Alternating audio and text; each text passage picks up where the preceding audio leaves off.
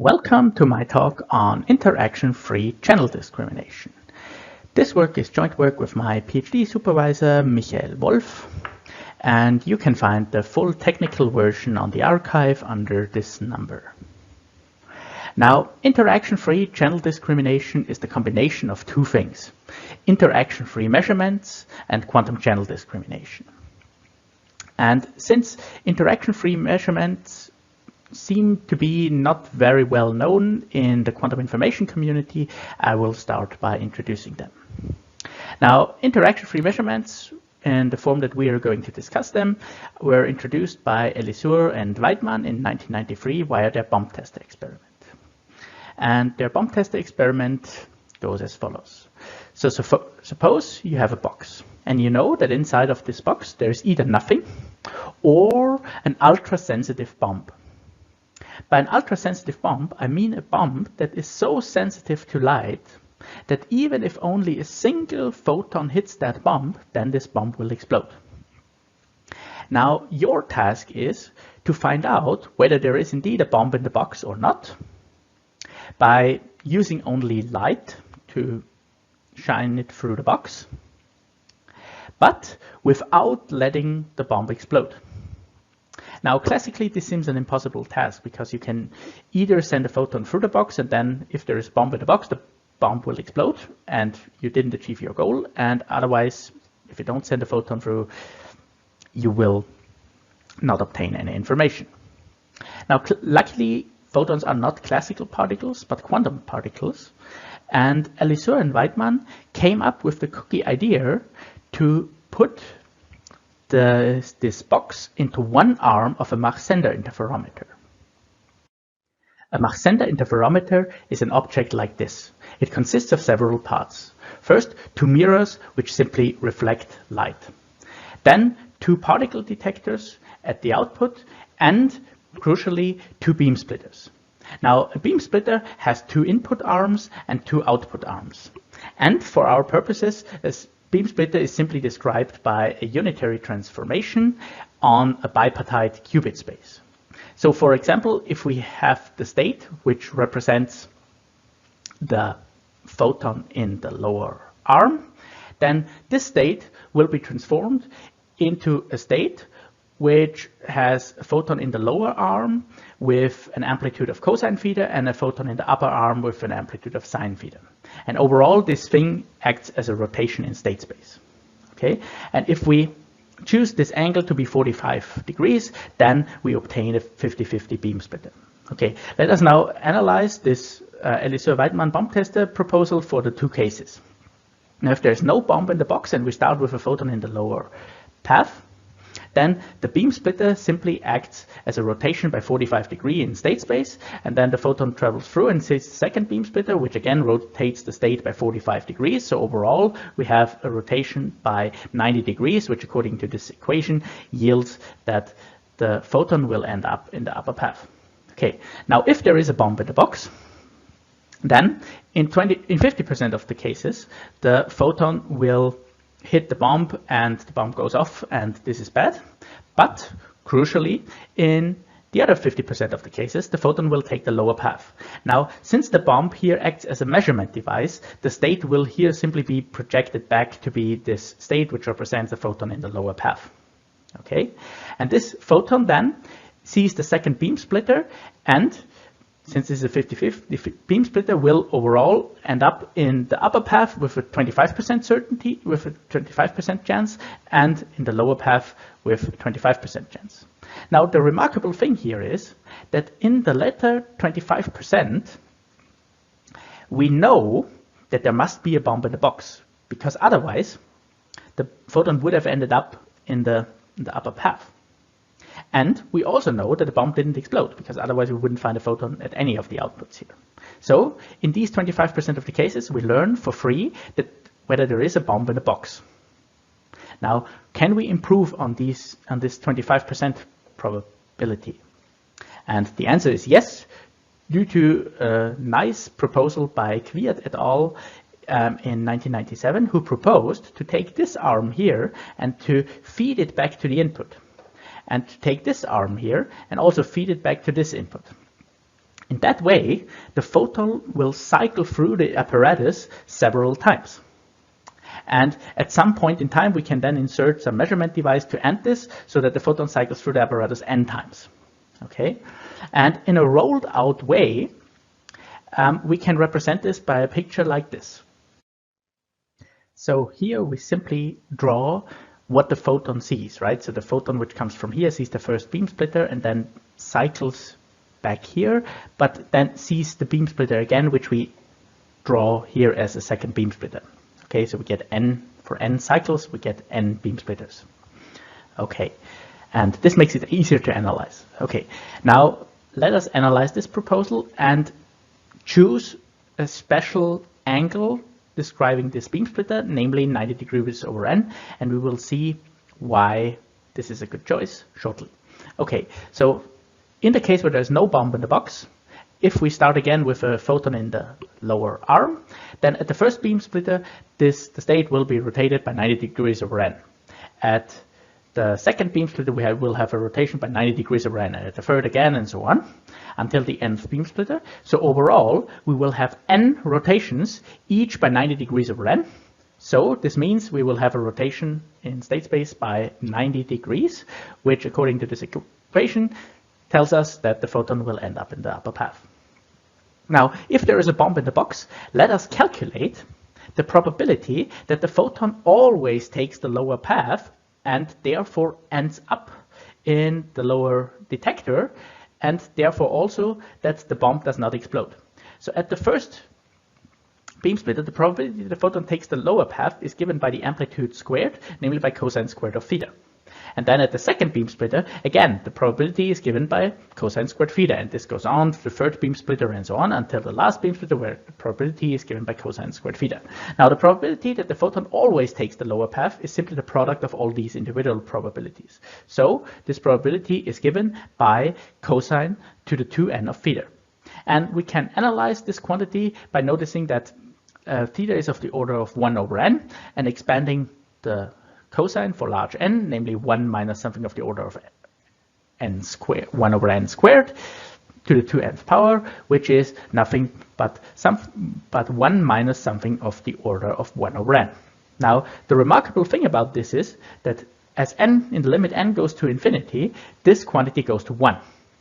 So in that limit, we know that if there is a bomb in the box, the photon will end up in the lower path, and that the bomb does not explode. So this enables us to learn for free, with a probability going to 1, whether there is a bomb in the box or not, without letting the bomb explode. Okay, so I think this is great.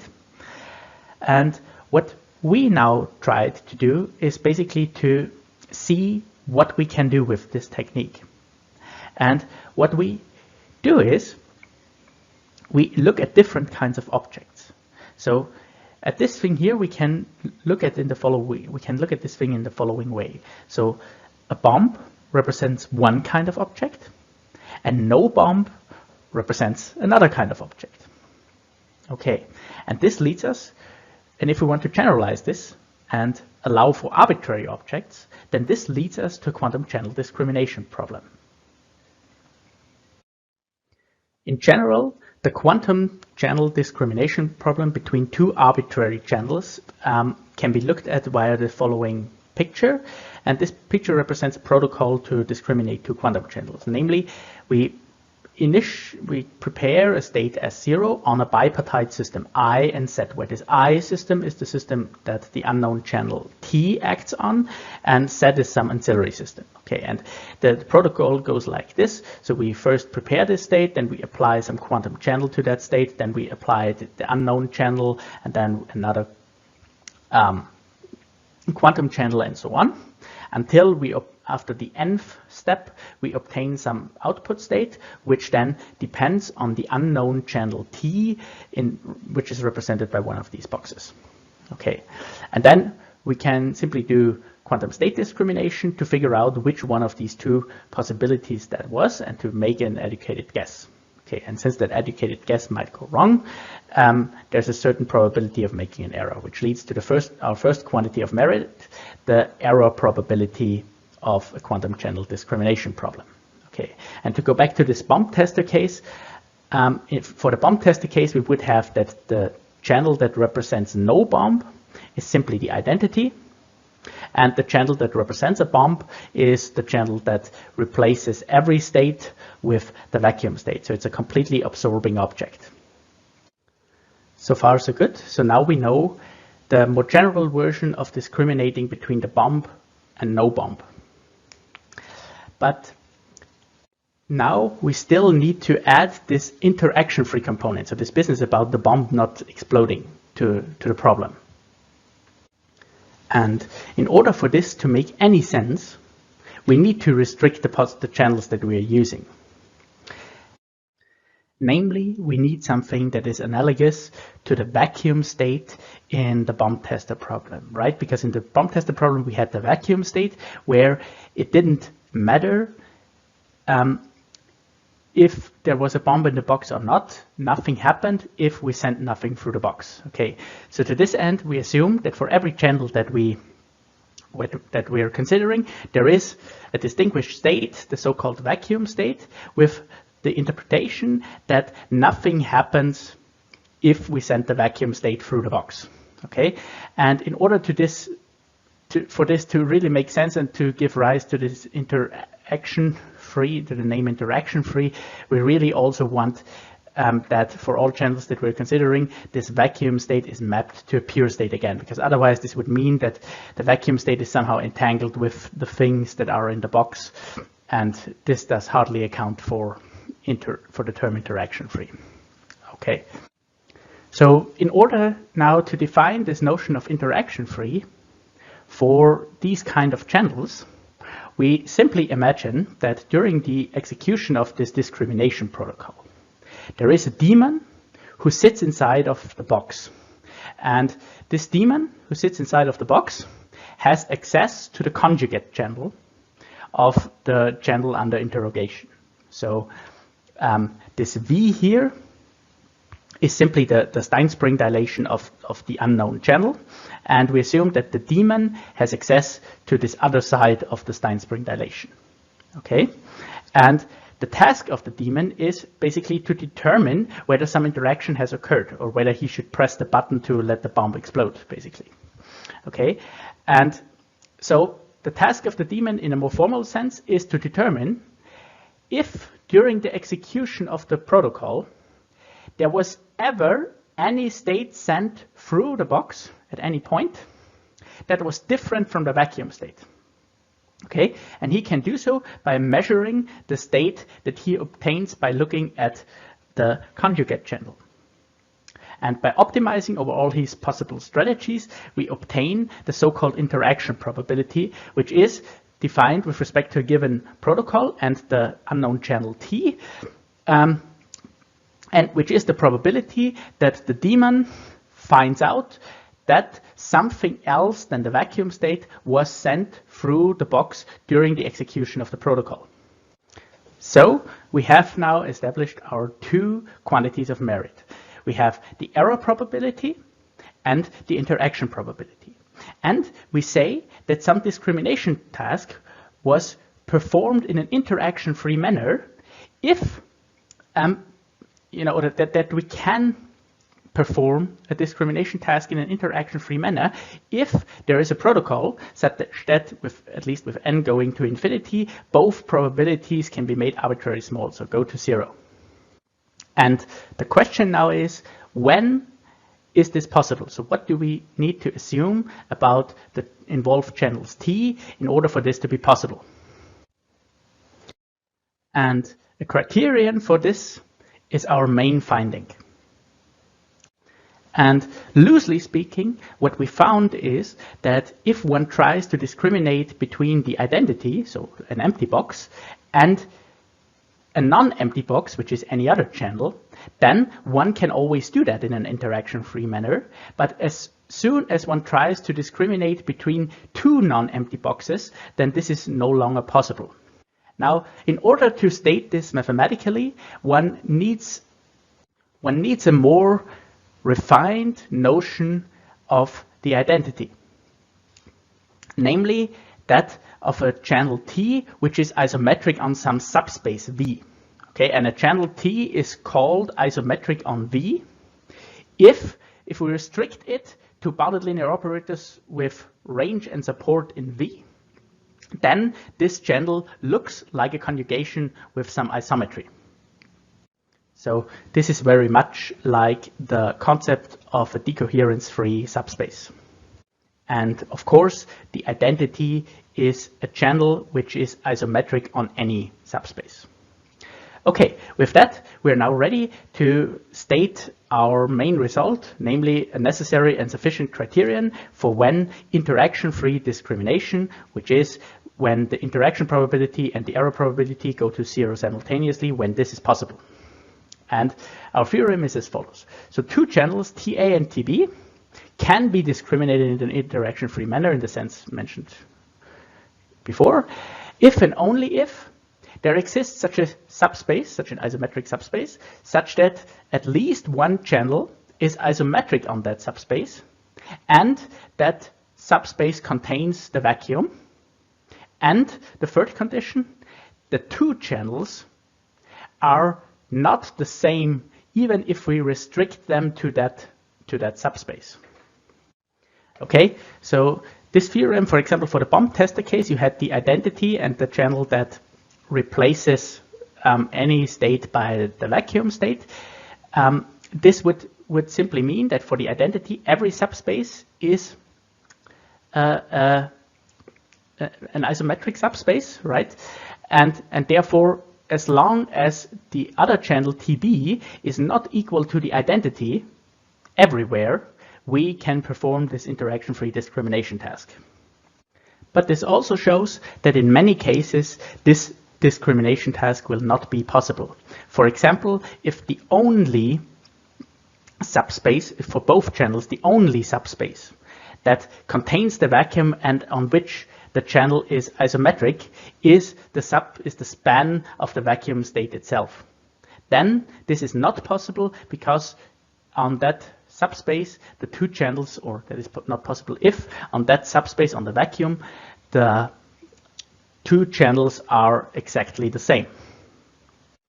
Now, this is an algebraic criterion, and of course, without the possibility to check this criterion, this would be rather useless. So let me mention that this criterion can be checked efficiently by numerical methods.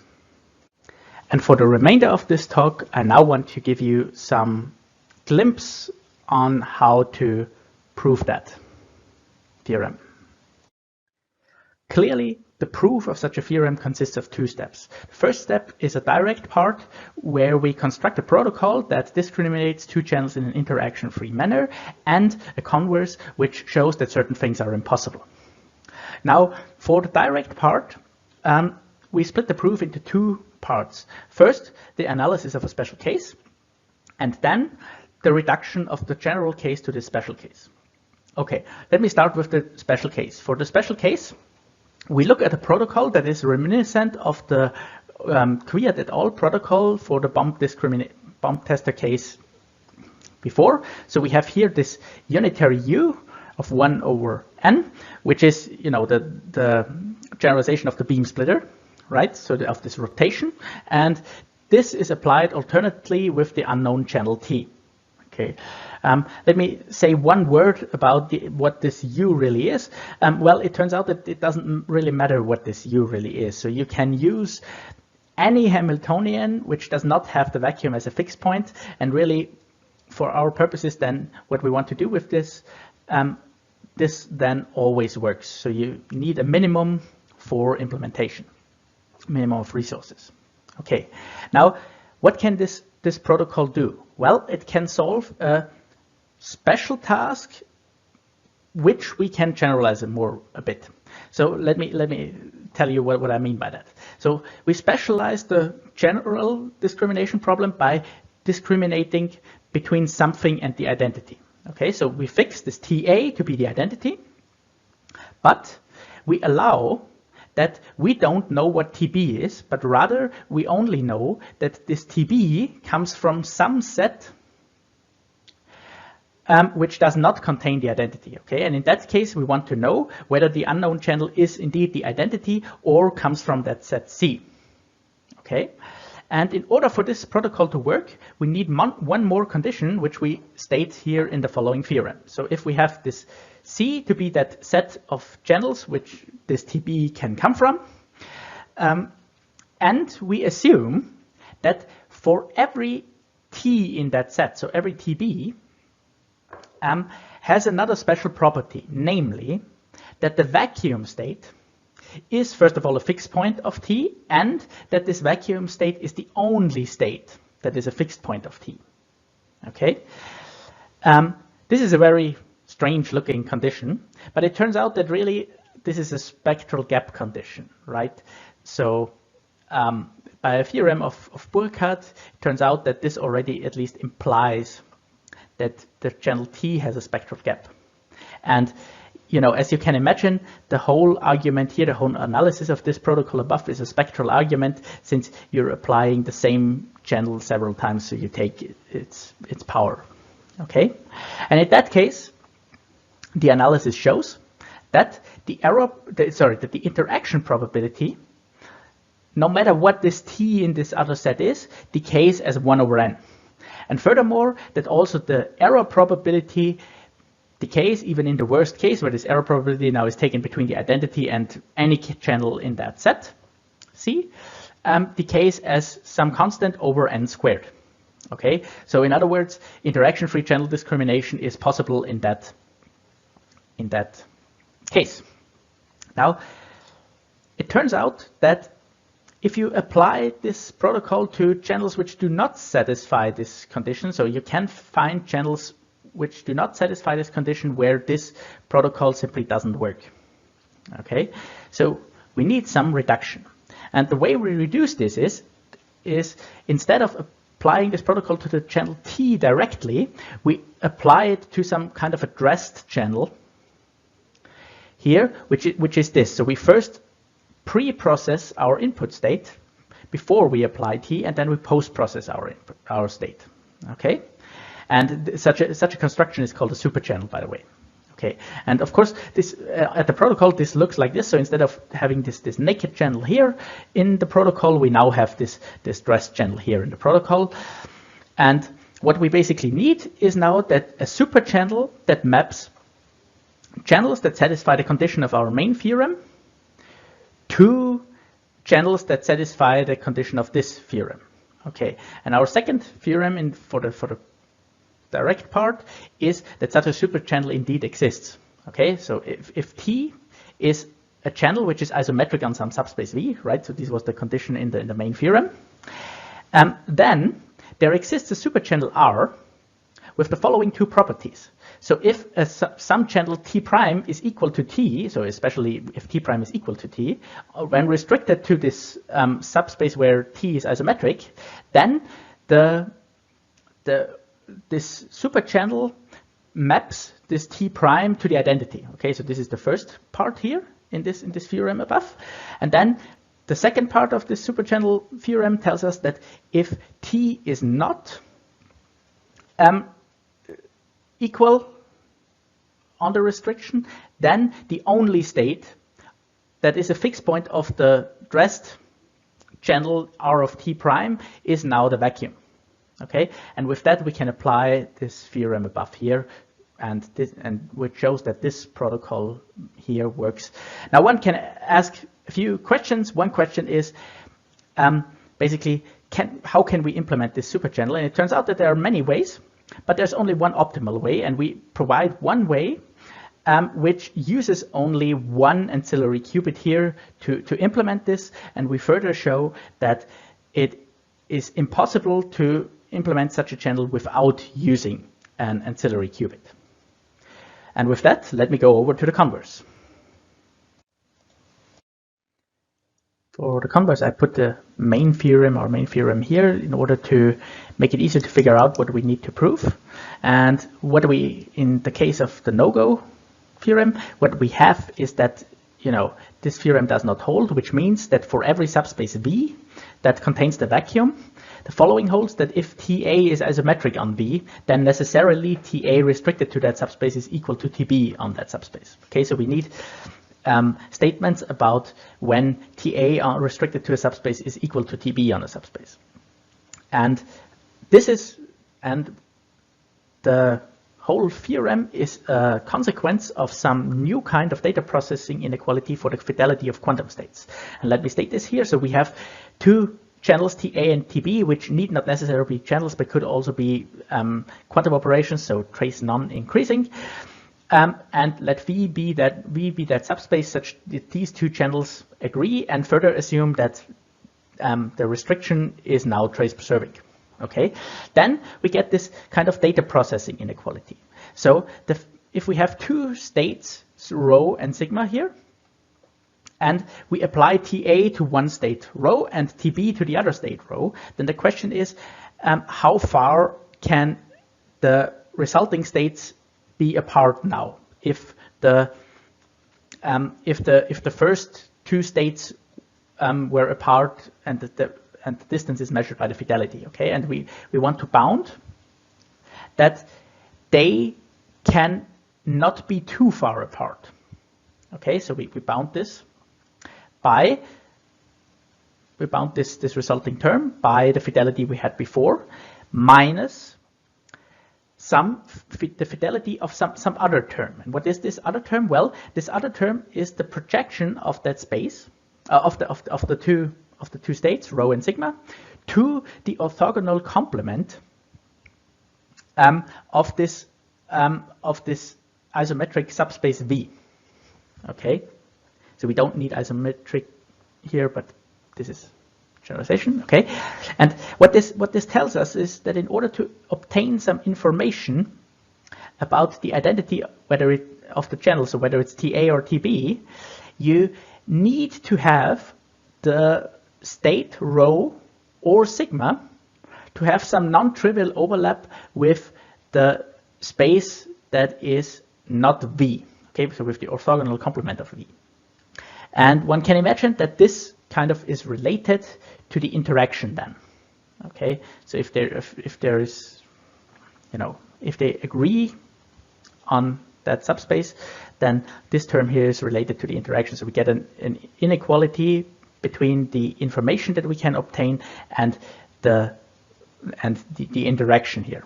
Okay, and an iterative application of this inequality to the whole protocol yields some other inequality, which is that the maximum of the two interaction probabilities is bounded by some constant times 1 minus some term of the error probability, which means that if the error probability goes to 0, then this is bounded away from 0, so they cannot both go to 0. And some other interesting consequence, which I want to emphasize here, of this inequality is about the decay rate of the interaction probability, even when this theorem applies. So when interaction-free discrimination is possible. Namely, that in this case, the optimal decay rate, which our protocol, by the way, achieves, is given by some term of 1 over n. Okay, and here I wrote some technical assumption, and I wrote this because, first of all, such an inequality cannot hold in general, because you might want to discriminate simply between two different unitary channels, and in that sense, in that case, no interaction occurs ever, and you can do that perfectly and with a finite number of steps. And what one would like to show is that this is the only case, and we almost succeed in that, but not quite. So there's some small gap here, which would make this 1 over n thing characteristic for the problem. And this is why I wrote here some technical assumptions. Okay, let me conclude by mentioning 3 things that I hope you take away from this talk. First, how to generalize the notion of interaction-free measurement to a quantum channel discrimination problem. Then secondly, how to analyze this, and that there is now a necessary and sufficient criterion for when interaction-free channel discrimination is possible. And thirdly, that except for very special cases, the 1 over n decay rate of the interaction probability that we have already seen in the Kwiat et al. Protocol is characteristic for the problem. And then I say thanks for listening.